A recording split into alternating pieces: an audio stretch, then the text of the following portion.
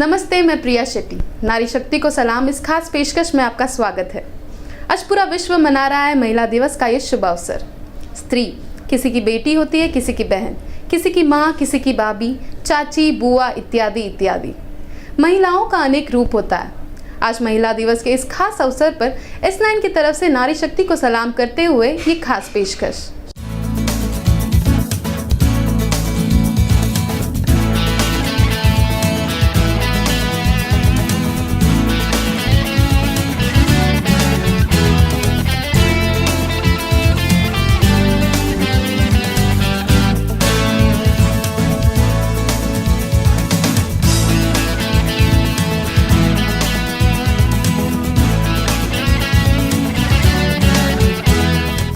शुरुआत करेंगे उन महिलाओं से जिन्होंने अपने कर्म से औरतों का स्थान केवल भारत में ही नहीं बल्कि पूरे विश्व में ऊंचा कर दिया, जिन्होंने औरत में नया जोश और जज्बा उत्पन्न किया।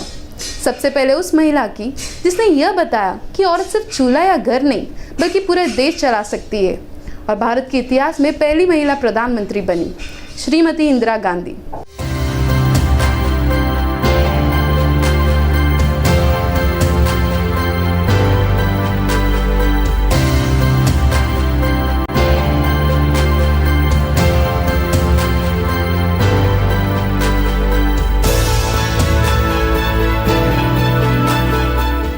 इंदिरा गांधी भारतीय राजनीति के आसमान पर ऐसे सितारे का उदय जिसकी चमक के सामने देश ने नई बुलंदियों को छुआ। 1917 में इलाहाबाद में पंडित जवाहरलाल नेहरू के घर जन्मी इंदिरा के बारे में किसी ने सोचा न था कि वे देश के इतिहास में अपना नाम दर्ज करवाएंगी। इंदिरा ने अपनी पहली शिक्षा गुरुदेव रविंद्रनाथ टैगोर के शांति निकेतन में प्राप्त की। वर्ष 1938 में राजनीति में प्रवेश कर उन्होंने अपनी राजनीतिक सफर की शुरुआत की। इसी दौरान उनकी मुलाकात फिरोज गांधी से हुई, जो आगे चलकर उनके जीवन साथी बने। राजीव और संजय, इन दो पुत्रों का पालन करते हुए उन्होंने अपनी मां होने की जिम्मेदारी बखूबी निभाई। 1942 भारतीय स्वतंत्रता आंदोलन की युवा स्वतंत्रता सेनानी के रूप में भारत को अंग्रेजी शासन से मुक्त करवाने में महत्वपूर्ण योगदान दिया। भारत का बंटवारा और गांधी जी की हत्या से आहत इंदिरा ने अपना सारा जीवन देश के प्रति समर्पित कर राजनीति में सक्रियता से सहभागी होकर देश की प्रथम महिला प्रधानमंत्री बनने का गौरव हासिल किया। अपनी प्रधानमंत्री की कार्यकाल में हरित क्रांति, बैंकों का राष्ट्रीयकरण कर भारतीय अर्थव्यवस्था को नई ऊंचाइयों पर पहुंचाया। एक ऐसा वक्त भी आया जब उन्हें चुनौतियों और आलोचनाओं का सामना करना पड़ा, चाहे फिर वो 1971 का बांग्लादेश निर्माण हो या स्वर्ण मंदिर का ऑपरेशन ब्लू स्टार। इन्हीं कारणों के चलते उन्हें सत्ता के साथ साथ जान भी गंवानी पड़ी। देश की प्रगति और अखंडता को बरकरार रखने के लिए उन्होंने अपनी जान की कुर्बानी देकर देश के सामने एक मिसाल खड़ी की है।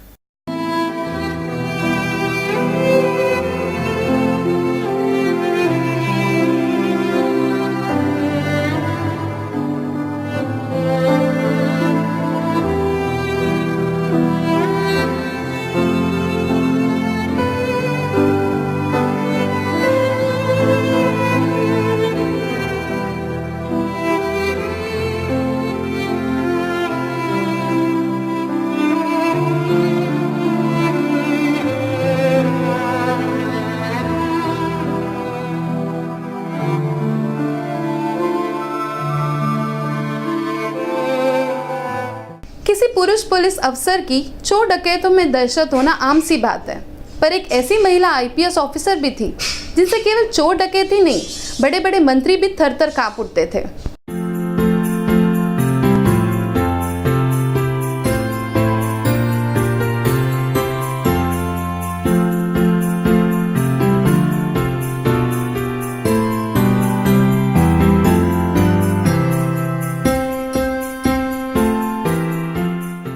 किरण बेदी, यह नाम कोई परिचय का मोहताज नहीं। इस देश में ऐसा कोई नहीं है जो किरण बेदी को नहीं जानता।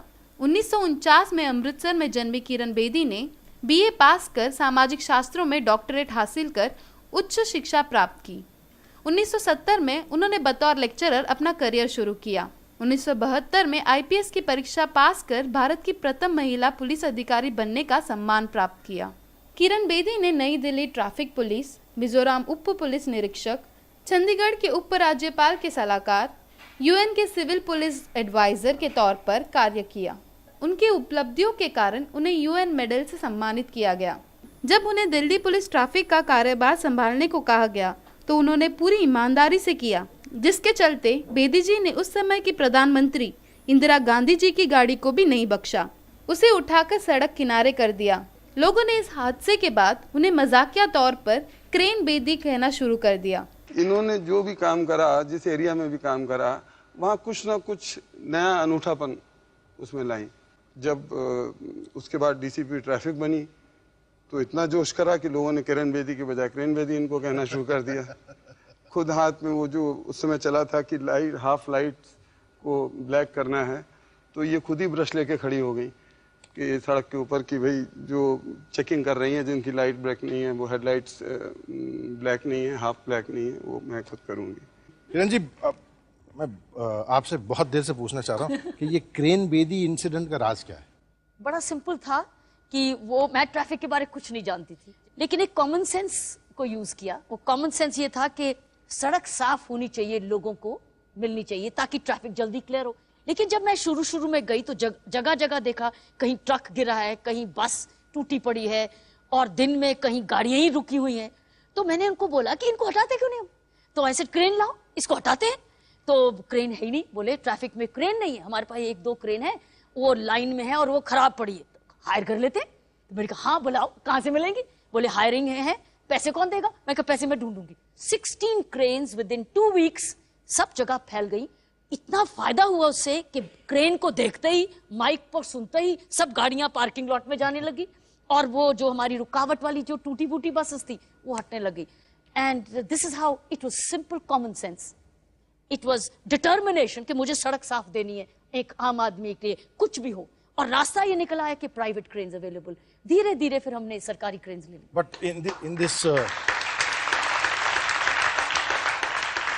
in this act of simple common sense, जहाँ तक मुझे याद है, did you simply pick up the car of some very big इन्होंने पीएमओ की गाड़ी जी, वो मुझे इंसिडेंट याद है कि पीएमओ की गाड़ी को आपने क्रेन से उठा के जो है सड़क से इस तरफ कर दिया था। गाड़ी इन्होंने उठाई थी, जवाब मैंने दिए थे, इसलिए मुझे याद।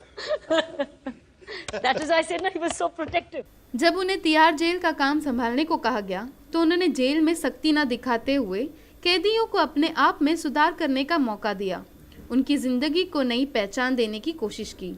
उन्होंने न सिर्फ कैदियों से अच्छा बर्ताव रखा, बल्कि उनके लिए art of living, yoga, Vipassana, meditation और कैदियों को शिक्षित करने जैसे कार्यक्रम को तिहाड़ जेल में लागू करवाया। मेरा नाम हसीना, मैं सेंट्रल तिहाड़ जेल में रह के आई हूँ। 2-3 महीने के बाद मैं किरण बेदी दीदी ने बालवाड़ी, क्रेच और विविंग की काम, सिलाई सेंटर खोल के रखी हैं। और क्या नाम, मैं कोई अपने जैसे कारचो भी कर सकता है हाथ से, सुई से, तो वो भी करते हैं। जब मैं अंदर थी तो मेरे बच्चों को और मेरे को बहुत ही वहाँ पर मुझे शिक्षा भी मुझे भी मिले, और मेरे बच्चों को भी उनकी जरिया से हॉस्टल के लिए जाने के लिए उनका मिले। उनका बहुत बहुत मैं शुक्रिया अदा करती, बहुत बहुत आभार हूँ उनके, जो हमारा को सही रास्ते दिखाया, हमारे बच्चों को भी सही रास्ते दिखाए। नवंबर 2007 में सर्विस से रिटायर होने का फैसला कर उन्होंने अपना पूरा जीवन लोक सेवा में समर्पित कर दिया। नवज्योति इंडिया फाउंडेशन द्वारा उन्होंने लोगों के लिए नशा मुक्त कार्यक्रम का आरंभ किया। इन वजह से किरण बेदी लोगों के दिलों में जगह बनाने में कामयाब हो गई। 2010 में इंडिया अगेंस्ट करप्शन के माध्यम से उन्होंने पूरे देश में भ्रष्टाचार के खिलाफ अपनी बुलंद आवाज उठाई। ज्येष्ठ समाज सेवक अन्ना हजारे के साथ मिलकर उन्होंने भ्रष्टाचार पर काबू पाने में सक्षम लोकपाल विधेयक का आग्रह कर लोगों में भ्रष्टाचार के खिलाफ चेतना जगाई। पर कुछ मतभेदों के कारण लोकपाल के सहयोगी अरविंद केजरीवाल और किरण बेदी ने अपना नया रास्ता चुना। वक्त हो चला है छोटे से ब्रेक का, पर आप देखते रहिए महिलाओं पर आधारित हमारी एक खास पेशकश।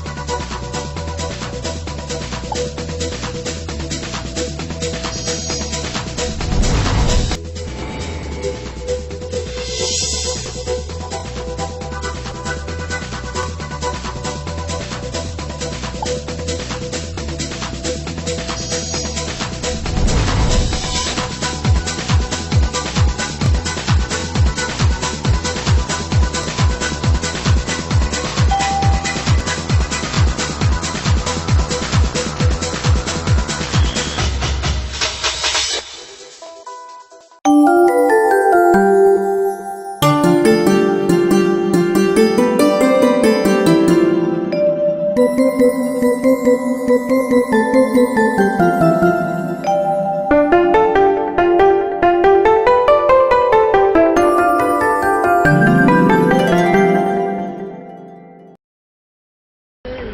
महानगरपालिका हद्दीत घर घेताय का? मग ते अनधिकृत तर नाही ना, याची खातर जमा करा. अनधिकृत घर घेणं हा विकणाऱ्यासोबत विकत घेणारा देखील तितकाच दोषी असतो. तेव्हा घराची डोळस खरेदी करा. आपली कुठे फसवणूक तर होत नाही ना, यासाठी ठाणे महानगरपालिका मुख्यालयातील 4थ्या मजल्यावरील बांधकाम विभागात घराचा सर्वे नंबर, टिक्का नंबर याची खातर जमा करा. घराचं स्वप्न अवश्य करूया साकार, पण अनधिकृत घराचा नका करू कधीही विचार. अधिकृत घर म्हणजे उद्याची देखील निश्चिंती. अनधिकृत घराचे दार म्हणजे डोक्यावर कधीही तोडण्याची टांगती तलवार. जगणं तुमचं होऊ दे सुरेल गाणं, स्वच्छ सुंदर आणि अधिकृत घरांचं हसरं ठाणं.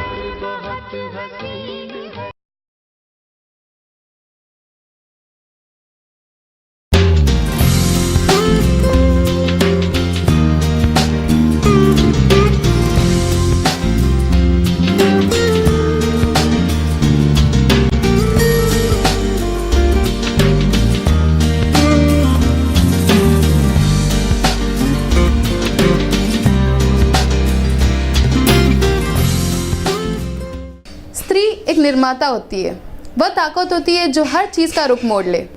महिला दिवस के इस खास पेशकश में हम बात कर रहे थे उन महिलाओं की जिन्होंने औरत का मान गर्व से ऊंचा कर दिया. ऐसी एक महिला थी जिन्होंने अपना सब कुछ, अपना पूरा जीवन दूसरों के लिए समर्पित कर दिया, मदर टेरेसा.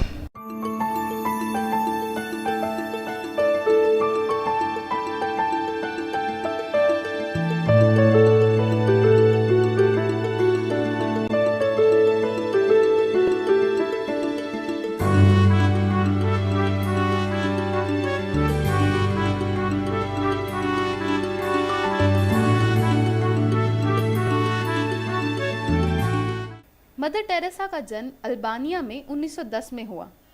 उनका ताल्लुक रोमन कैथोलिक धर्म से था. मदर टेरेसा जब पहली बार हिंदुस्तान में आई तो वे बतौर शिक्षिका के तौर पर कलकत्ता में सिखाया करती थी. पर जब उन्होंने कलकत्ता में बड़े पैमाने में भूख का अकाल देखा तो उनके दिल में गहरी चोट कर गई. तभी से उन्होंने ये ठान लिया कि वे ऐसे लोगों की सहारा बनेंगी. उन्होंने तब मिशनरीज ऑफ चैरिटी संस्था का शुरुआत किया. मदर टेरेसा ने हमेशा गरीब और बीमारियों को दूसरों से ज़्यादा अपना माना. इतना ही नहीं, उन्होंने उनमें यीशु को देखा. मदर टेरेसा के मेहनत और लगन से हजारों को रहने के लिए छत मिला. साथ ही उन्होंने सुनिश्चित किया कि हजारों बच्चों का देखभाल उनके गैर मौजूदगी में भी किया जाए और उन्हें माता पिता का सुख भी मिले. उनका मानना था कि ऐसे कई लोग हैं जो भूखे हैं, सिर्फ रोटी के लिए नहीं बल्कि प्यार के लिए, अपनापन महसूस करने के लिए. जो नंग है, सिर्फ कपड़ों के टुकड़े के लिए नहीं बल्कि इंसानी अस्तित्व से और अहम से. जो बेघर है, सिर्फ छत के लिए नहीं बल्कि अकेलापन और अनावश्यक महसूस होने के कारण है. उन लोगों को मदर टेरेसा ने अपना सब कुछ समर्पित कर दिया. मदर टेरेसा का सबसे ज़्यादा योगदान रहा बीमारियों के लिए, खासकर कुष्ठ रोगों के प्रति. उन्होंने भारत के पोशाक को सम्मानित करते हुए हमेशा नीली बॉर्डर वाली सफ़ेद साड़ी पहनावे को चुना. उनके त्याग और समर्पण से जहां एक तरफ लोग उन्हें पूजने लगे थे तो दूसरी ओर कई लोग उनकी आलोचना भी कर रहे थे. आलोचना करने वालों का मानना था कि वे लोगों को अपने कार्यों के जरिए ईसाई धर्म में परिवर्तन करने की कोशिश कर रही है. सारे आलोचनाओं के बावजूद विश्व भर में उन्हें पसंद किया गया. इसी के चलते 1979 में उन्हें नोबेल शांति पुरस्कार से नवाजा गया. सभी को एक ही दृष्टि से देखने वाली, सभी को बीमारी से बचाने वाली, एक दिन खुद ही बीमारी से ग्रस्त हो गई. धीरे धीरे उनकी हालत और बिगड़ने लगी, पर आखिरी दिनों तक उन्होंने बिस्तर पकड़ना मंजूर नहीं किया, बल्कि तब भी लोगों की सेवा में लगी हुई थी. सितंबर 5, 1997 में उन्होंने आखिरी सांस ली. उनकी मौत से मानो विश्व भर में मातम सा छा गया, परंतु उनके दिए गए संदेश आज भी लोगों में जिंदा है. आज भी वह संस्था भूखे और बीमार लोगों की सेवा करने में लगे हुए हैं. उनके नाम पर और कई संस्था का निर्माण भी किया है और उन पर कई किताबें भी लिखी गई है. अक्टूबर 2003 में पोप जॉन पॉल II ने मदर टेरेसा को ब्लेस्ड टेरेसा ऑफ कोलकाता का खिताब दिया। उनके देहांत के 17 साल बाद भी उनका नाम बड़े गर्व से और सम्मान से लिया जाता है। वे आज भी दुखियारे और बीमार लोगों के साथ में जीवित है। अब हम जिनके बारे में बताने जा रहे हैं वे बाकियों के मुकाबले उतनी प्रसिद्ध तो नहीं, लेकिन उनके काम को देश के साथ साथ अंतर्राष्ट्रीय स्तर पर सराहा गया है। देखने में एकदम आम सी साधारण महिला, पर उनका काम अतुलनीय है। हम बात कर रहे हैं दयाबाई की।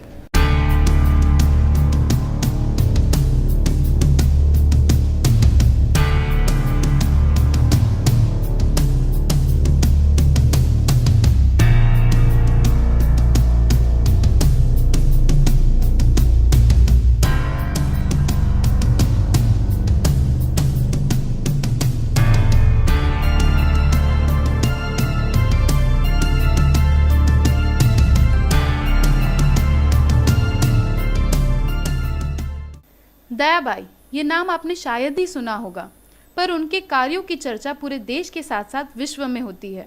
दयाबाई मूल रूप से केरला की रहने वाली है। उनका असली नाम मर्सी मैथ्यू है। वो एक ईसाई परिवार से ताल्लुक़ रखती है। दयाबाई जब 16 वर्ष की थी तभी से उन्होंने समाज की सेवा करने का मन बनाया। वह भले ही इस मृत परिवार में पली बड़ी हो, पर उन पर समाज सेवा करने का जज्बा इस कदर था कि उन्होंने बिहार और मध्य प्रदेश जाकर आदिवासी और पिछड़े वर्ग के लोगों की सेवा में अपना जीवन समर्पित कर दिया। दयाबाई ने गरीब आदिवासी और पिछड़े वर्ग के हक के लिए आवाज़ उठाई, आंदोलन किए, जिसके वजह से मध्य प्रदेश के आदिवासी परिवारों के लिए स्कूल खोले गए और उनको समाज में बराबरी का हक भी दिलाया गया। इसी तरह उन्होंने अन्य राज्य जैसे हरियाणा, महाराष्ट्र और पश्चिम बंगाल में भी अपने काम का लोहा मनवाया। वो नर्मदा बचाओ आंदोलन से भी जुड़ी रही। साल 2007 में दयाबाई को वनिता संस्था की ओर से वर्ष की सबसे सर्वश्रेष्ठ महिला के पुरस्कार से भी नवाजा गया। दयाबाई की जिंदगी पर कुछ एक फिल्म और डॉक्यूमेंट्री भी बनाई गई है, जिसमें बॉलीवुड की मशहूर फिल्म निर्माता और अभिनेत्री नंदिता दास ने उनके जिंदगी के पलों को पर्दे पर बखूबी उतारा है। यह तो आपने प्रसिद्ध महिलाओं का योगदान देखा, पर अब नजर डालते हैं उन महिलाओं पर जो साधारण जीवन व्यतीत करते हुए भी असाधारण जोश व जज्बे से काम कर रही हैं। हर महिला की तरह प्रीति गाला की दिन की शुरुआत भी चूल्हे से होती है। घर का सारा काम निपटाने के बाद वे अपने कॉलेज के लिए निकलती है। प्रीति ठाकुरली स्थित मातोश्री KM पटेल डिग्री में मार्केटिंग, स्ट्रैटेजी और मैनेजमेंट का विषय पढ़ाती है। कॉलेज में पढ़ाकर आने के बाद वे घर के कामों में फिर जुट जाती है। अपने पति के कामों में हाथ बटाती है, अपने बेटे की पढ़ाई में सहायता करती है और सब काम होने के बाद पूरे परिवार के साथ मिलकर खुशी का पल भी बिताती है। वो कहते हैं ना, जब एक आदमी सीखता है तो अपने आप को ही शिक्षित करता है, पर जब एक महिला सीखती है तो पूरे परिवार को शिक्षित करती है। ऐसे ही एक महिला से हम आज मिलने जा रहे हैं। उनका नाम है प्रीति गाला। हेलो, सबसे पहले अपना सफ़र के बारे में बताइए। आप एक प्रोफेसर हैं, कहाँ से शुरुआत हुई है आपकी, कैसे पहुँचे हो यहाँ? एक्चुअली टीचिंग का इंस्टिंक्ट या जिस फ्लेयर हम कहते हैं, दैट वो मुझे मेरी मॉम से ही मिला है, बिकॉज वो पहले ट्यूशन्स लेते थे घर पे और बाद में मैं भी वही करती थी before marriage. But I never thought कि मुझे बाहर जाना है या कॉलेज में एक टीचर बनना है या स्कूल में पढ़ाना है, ऐसा कभी सोचा नहीं था। This actually happened after I got married. It was my husband actually जिन्होंने मुझे बहुत पुश किया कि no, you have, if you are interested in teaching, you can go out, you can work, you don't have to sit at home, because if you have a talent you need to nurture it and develop it. So he was the one who actually gave me the push ki that even I can go out and I can also have a career for myself. So इस तरह से it was actually after marriage कि मैंने सोचा कि मैं भी एक टीचर बन सकती हूँ और अच्छी टीचर बन सकती हूँ। So initially I started with junior college, and now today I am like after 9 years I am head of the department in a degree college at the same place. तो जैसे आपने बताया कि शुरुआत में आप जब घर में थी आप कुछ नहीं, जॉब नहीं करते थे, बस ट्यूशन्स लेते। हाँ, यस। तो तभी आपको ऐसा कुछ खटका नहीं कि नहीं मुझे करना चाहिए जॉब, मुझे निकलना चाहिए, या family pressure? Actually family pressure नहीं था, but the kind of community या बैकग्राउंड से जो हम बिलोंग करते, like I belong to a Kutchi community at that point of time, that was almost 12 years बैक। एक मेंटालिटी होती थी कि no, you finish your graduation, will search a good guy for, if you get a good guy, अच्छा लड़का आप मिल जाता है तो you have to settle down, then you can pursue whatever you want to do. But आपको शादी तो आप टाइम पे ही करनी है कि आप 23-24 साल के हो गए तो my mom was like I can not make you sit at home, you have to get married and then you can do whatever you want to do. So उस वजह से करियर बनाना है या एक प्रोफेशनल वुमेन बनना है ऐसा मैंने तब नहीं सोचा था, but today definitely yes, I do think कि now I have become an head of the department, I want to pursue even further studies and even go for higher levels. तो जैसे आपने बताया था कि आपका एक भाई भी है, Yes. तो उनके साथ ऐसा हुआ था कि नहीं वो भी घर पे थे या वो जॉब कर रहे थे? वो मेरे से छोटा है तो उसने भी अपनी पढ़ाई कंप्लीट की and he was working and उसको शायद ज़्यादा पुश करते थे to develop you know his profession में, उसको शायद my parents use to push him more as compare to me because they felt I am going to get married off and go anyways go away. So definitely उसको push करते थे कि नहीं you study and you make your career, और मुझे इतना नहीं करते थे। चलो इसी बढ़िया सोच के साथ और जज्बे के साथ हम अलविदा लेते हैं। कैमरा पर्सन रुपेश के साथ प्रिया शेट्टी, S9 न्यूज़ मुंबई। चाहे देश चलाने की बात हो या अंतरिक्ष में जाने की, महिलाओं ने अपना योगदान हर क्षेत्र में दिया, पर इस सब के बावजूद आज भी महिलाओं को मुश्किलें, लोगों की दरिंदगी का सामना करना पड़ रहा है। महिलाओं के सारे समस्याओं को अभिनेत्रियों ने बखूबी बड़े पर्दे पर दर्शाया है।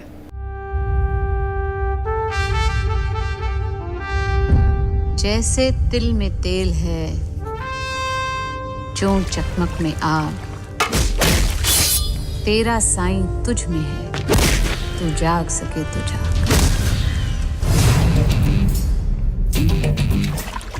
जुर्म जुर्म होता है और इंसाफ इंसाफ होता है। हमारे यहाँ कहावत है, डंडा सबका पीर होता है। God is God. आप बस एक फोन करवा दिए होते तो बिजली का मामला तो वहीं सलटा देते। बिना बताए किए तो थाने ले जाएंगे का। गुलाबी साड़ी देख के मन गुलाबी हो गया कसम से। 10 चमाट मारे फिर भी सीधा खड़ा है। चले 10 की बात हुई थी। हमारे यहाँ 11 को सगुन माना। किसे देंगे अपना वोट? पॉलिटिक्स में हर काम प्रेम और शांति से किया जाता है। प्रेम समझते हैं आप? जी समझता हूँ। घंटा समझते हैं। रज्जो फेमस हो रही है। जिंदगी किस्मत और टाइमिंग का खेल है बस। संगठन की शक्ति है और अकेले में आपकी फटती है।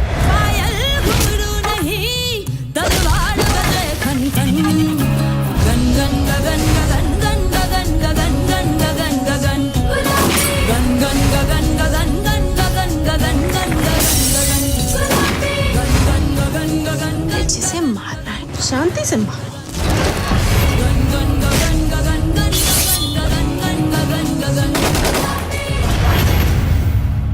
चप्पल फाड़ के दे सकती हूँ और चप्पल फाड़ के भी। आज अंतर्राष्ट्रीय महिला दिवस के अवसर पर गूगल ने एक खास वीडियो बनाया है जिसमें दुनिया भर की महिला दिवस की शुभकामनाएं देती हुई नजर आ रही है। इसमें भारत की मशहूर गायिका आशा भोसले व पाकिस्तान की यूसुफजई मलाला भी नजर आ रही है। आइए नजर डालते हैं उस वीडियो पर।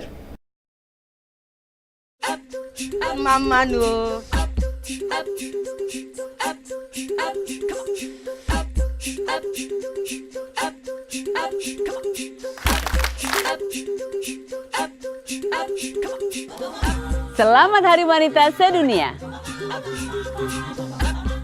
Happy 国際女性デー。 Feliz Dia Internacional da Mulher. अंतर्राष्ट्रीय महिला दिवस की शुभकामनाएं।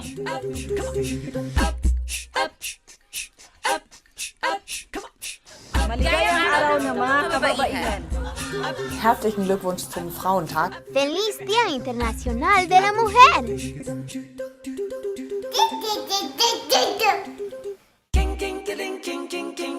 Buona giornata internazionale della donna! تخذوا عربي ورزدي ساوسطول مبارك شي. Поздравляю с 8 марта. 3·8妇女节快乐！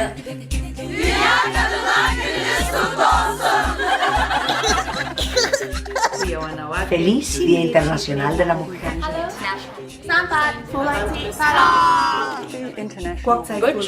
International de la Femme. Happy International Women's Day. जाते जाते महिलाओं के सम्मान में कुछ कहना चाहूँगी। पल पल जुटी रहती है, देखती है सबका काम, तबीयत का कोई पता नहीं, लेती ना फिर भी आराम।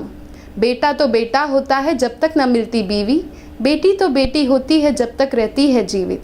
ऐसा सब्र और जज्बा होना बात न कोई आम, हम तो बस यही कहेंगे, नारी शक्ति तुझे सलाम।